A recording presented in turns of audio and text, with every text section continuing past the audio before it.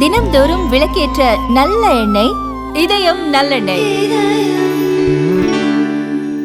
Operation Sindoor நடவடிக்கை குறித்து இந்திய ராணுவ தலைமை தளபதி பேசியதாக வெளியான வீடியோ போலியானது என மத்திய அரசு தெரிவித்துள்ளது.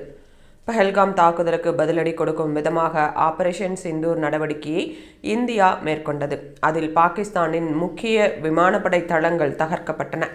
பாகிஸ்தானின் போர் விமானங்களும் சேதமானதாக இந்திய அரசு கூறியிருந்தது.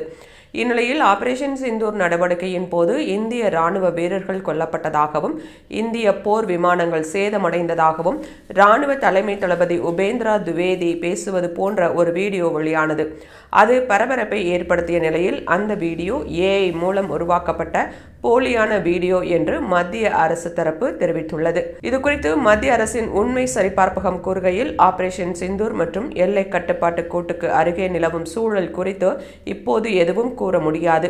பயங்கரவாத ஊடுருவல் இன்னும் நடந்து வருகிறது.